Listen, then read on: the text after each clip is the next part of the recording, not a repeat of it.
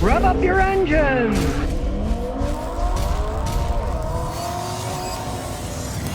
All right, today we got a special car. This is a Mazda Speed. What a car for the money. He bought it with only 18,000 miles for $14,000. It looks like it came off the showroom floor. Just check it out. Now, he's in Maine, so what does he do? And look, it's my birthday. It's in a heated garage in the winter and it doesn't come out.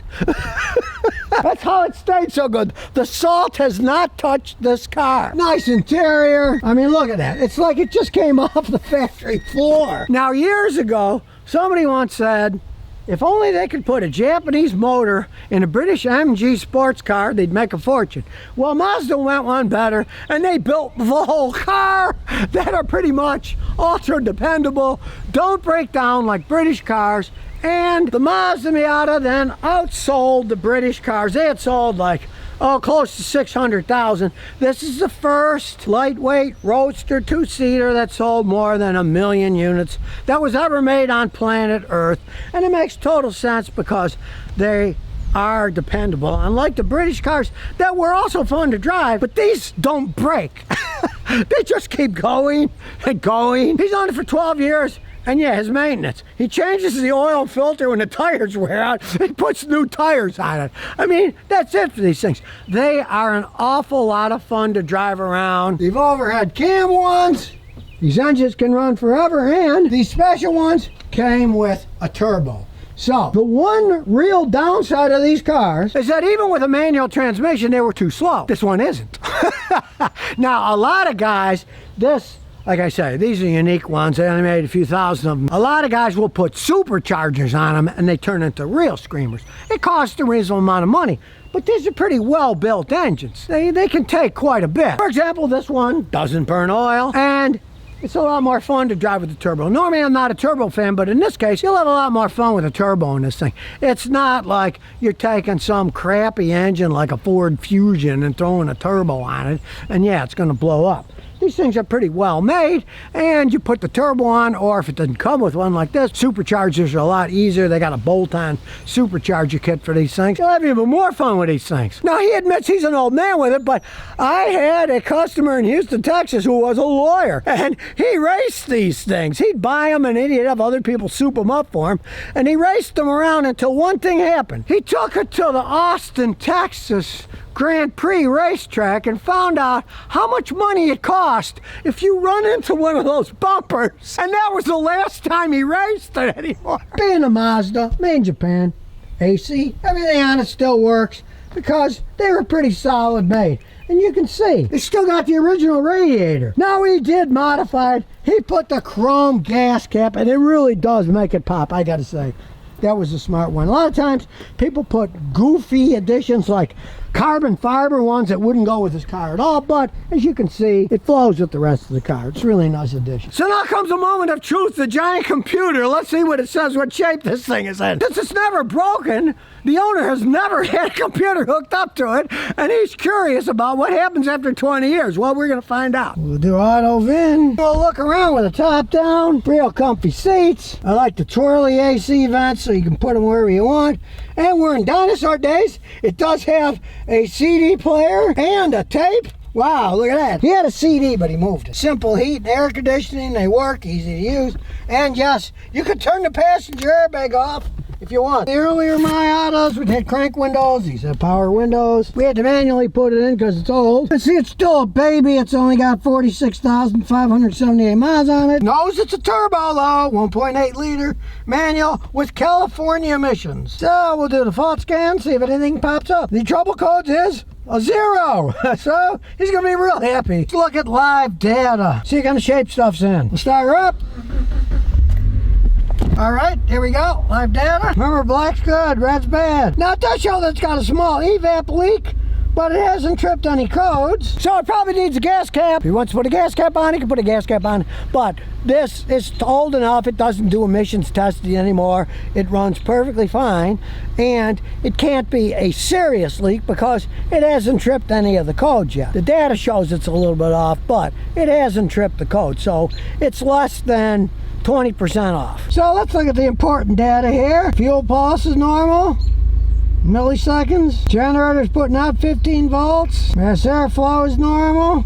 realize this is a turbo. So 20 years after it was made, it's had its first scan and it passes with flying colors. So let's take it for a spin. No backup camera because it's old, so we're gonna look. Very smooth idle. We'll go slow over the bump because the bump wasn't made for little cars. Here we go. Super smooth shifting.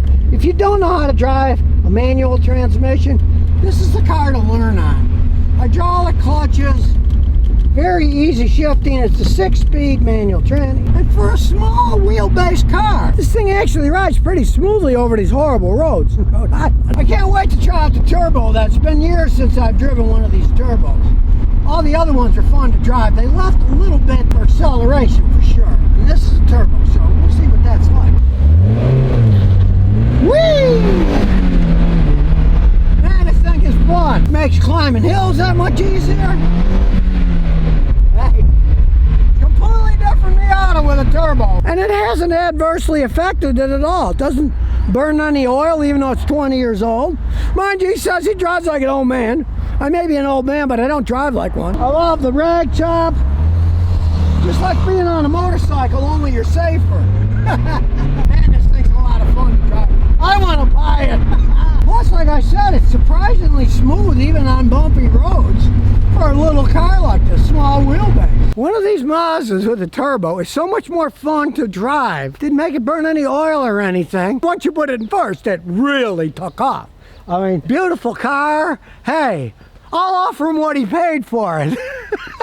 But that's not going to happen because he said his wife will divorce him after 47 years because she's nuts about it. What's not to like about it?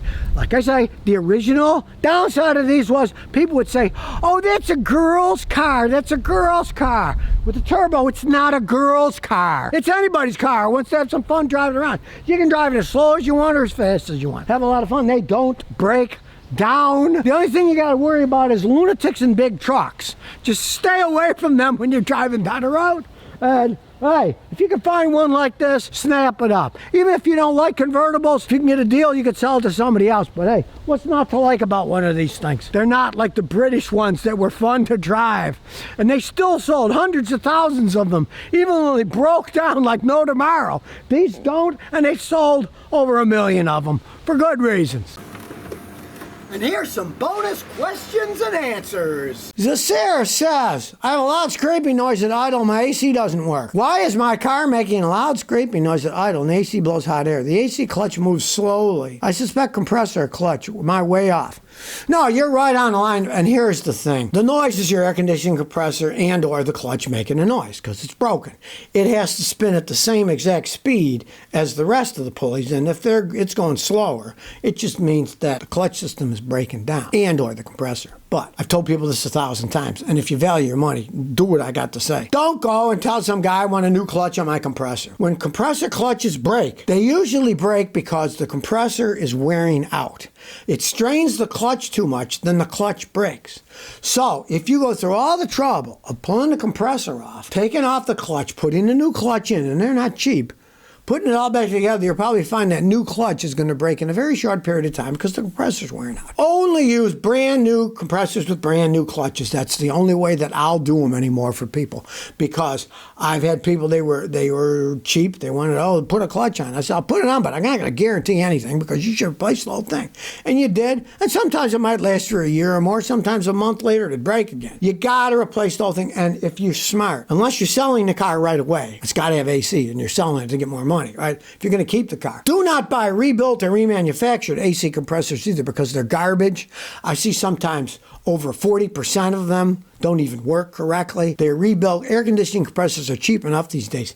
Get one at a junkyard if you're curious. Take it apart. You'll see the insides are all full of plastic crap. Some of them even have plastic pistons in them. You can't rebuild that stuff. You throw it away and you buy a new one. Don't buy a rebuilt one. Get a new one. If you can't afford it, roll the windows down and live without air conditioning because you use that other stuff, it's only going to break. Soon after you spend a bunch of money to fix it, you save a little bit, but you're going to lose a ton because it's not going to last very long. So if you never want to miss another one of my new car repair videos, remember to ring that bell.